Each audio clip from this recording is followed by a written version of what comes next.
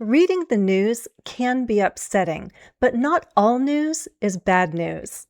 Hi, I'm Jennifer, and in this video, I'll share heartwarming news stories to boost your mood. We'll also be studying the vocabulary and grammar from these articles to boost your English. I'm going to share two short articles from the Week magazine. I saved this issue from April 17th, 2026, just for you. You'll get to hear each story 2 times. Listen to the first news story and answer these questions. 1. Who is the article about? 2. What problem did he face? 3. What did others do to help him? Deaf 7-year-old Ben O'Reilly no longer feels lonely after his entire elementary school decided to learn sign language. When the first grader started at Campton Elementary in Campton, New Hampshire, he could only communicate with his aide, Cheryl Ulisny, and had trouble forming relationships with his teacher or the other kids. But after classmate Reed Spring picked up a few signs so he could play with Ben, the rest of the class followed, and then the whole school. His world opened up, said Ulisny. It was amazing. Who is this article about? A boy, a 7-year-old boy. His name is Ben O'Reilly. What problem did he face? Well, being deaf wasn't necessarily a problem, but because he was deaf, he could only communicate with his aide, his helper. So he felt lonely because his communication at school was limited. What did others do to help him? The other students at his school learned sign language. Don't you think that's a wonderful reason to learn sign language? I learned some words as a kid, and I still remember how to spell my name, Jennifer, I think. If I'm wrong, someone can correct me. I believe we can bounce or tap for a double N or slide. So Jennifer. Do you know how to sign? Have you learned any sign language? Tell me in the comments. Okay, first let's talk about the word deaf. This is the medical definition for someone who is not able to hear. Some people are not completely deaf, so I've also heard people use the expression hard of hearing. From what I've read online and what I've heard, the term hearing impaired was once used, but it's become outdated. Remember, your goal is to move beyond basic vocabulary. The word whole is useful. It's an A2 word, high beginner. Entire is a B2, high intermediate word. When you practice retelling this story later, be sure to explain that the entire school learned sign language in order to include this young boy in their community. The 7-year-old boy, Ben O'Reilly, had a helper. What did they call her? An aide. Note the spelling. So AIDE is a person, a helper. AID without the E can be the noun, what you receive, aid, or it could be the verb, when you aid someone, you help them. So note that difference. Sometimes building vocabulary isn't about learning new words, but rather new combinations of words. Note this phrase, forming relationships. Forming here is like building or making, right? The problem was that this 7-year-old boy had trouble forming relationships with his teacher and the other students without a common language. Then one student picked up some signs so that he could play with Ben. What's the difference between picking something up and learning? Learning is the general process of getting information or gaining a skill, right? And learning can involve direct study. But when you pick something up, you don't study it in a formal way. You watch and observe, and then you start doing it. Here are the key words and expressions from this first article. Note them: deaf, entire, aid, form relationships, pick up. I'll read the article one more time. You can read along. I'll show you the text. Note the key words. Deaf 7-year-old Ben O'Reilly no longer feels lonely after his entire elementary school decided to learn sign language. When the first graders started at Campton Elementary in Campton, New Hampshire, he could only communicate with his aide, Cheryl Ulisny, and had trouble forming relationships with his teacher or the other kids.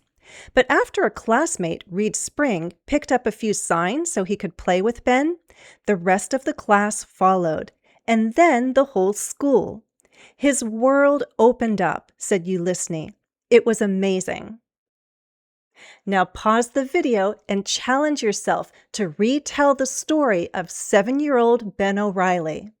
Use the key vocabulary as best you can. My advice is to record yourself and listen. What can you do to improve? If you want, try to retell the story one more time. When you're ready, let's go on. Here's the second story. Answer these questions. 1. What did the dog and cat have in common? 2. How did they meet? And 3. How did they find a new home? A dog and a cat that had each lost a limb became lifelong friends while recuperating at a Maryland animal rescue. French bulldog mix puppy Blueberry and 9-month-old black cat Meadow had come to Last Chance Animal Rescue separately, each with severe injuries, but became inseparable during recovery. When they were healthy enough, the rescue made an online plea for an adopter who would keep the pair together. The listing was shared more than 2,000 times on Facebook, and in March, Rachel Clark and Kevin Sang became Blueberry and Meadow's new owners. The couple already have one 3-legged cat. They've been through so much, Sang said, yet they still have so much to offer through their love. What did the dog and cat have in common? They had each lost a limb, that is, a leg. How did they meet?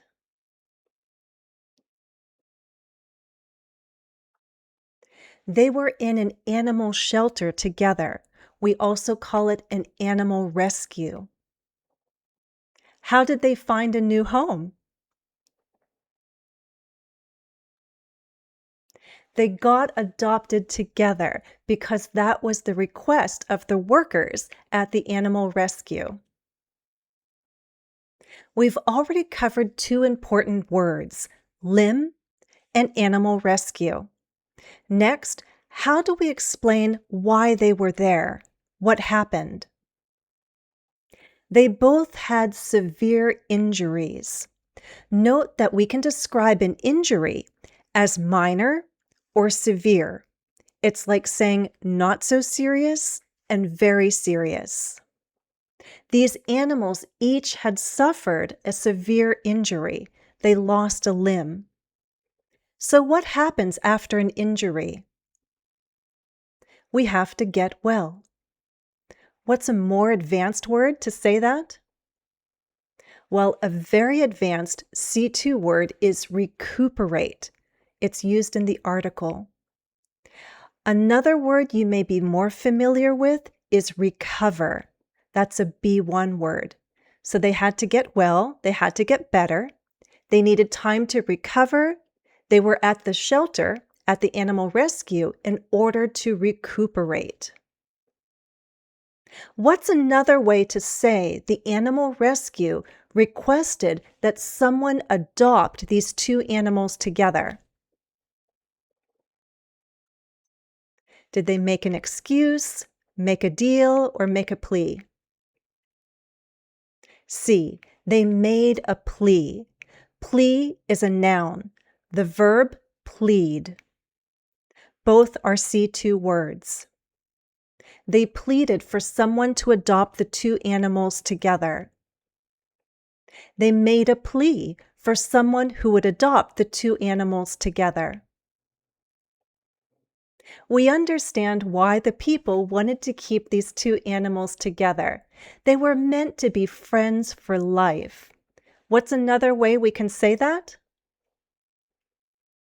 Lifelong friends. The dog and cat didn't want to separate. What's an adjective we can use to describe their relationship? Add on the suffix able, able. That will form an adjective. Then we need a prefix that means not. Which one will work? Inseparable, unseparable, disseparable? Answer A, inseparable. These lifelong friends were inseparable. Here are the key words and expressions from the second article. Limb, animal rescue, severe injuries, recuperate, make a plea, plea, lifelong friends, inseparable. Let's briefly look at the grammar with hyphenated words. The cat was quite young. It was 9 months old. How can we turn this into a compound modifier? We join all the parts with a hyphen. It was a 9-month-old cat. And note how we take off the S of month. We don't say a 9 months old, but a 9-month-old cat. Because both animals had each lost a limb, they had only 3 legs. How can we make that a compound modifier? We use a hyphen and we need to add on an ending here, ed. These were 3-legged animals. Do you remember who adopted them?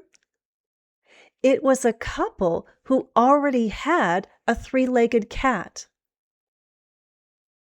I'll read the article one more time. You can read along. I'll show you the text. Note the key words and expressions. A dog and a cat that had each lost a limb became lifelong friends while recuperating at a Maryland animal rescue.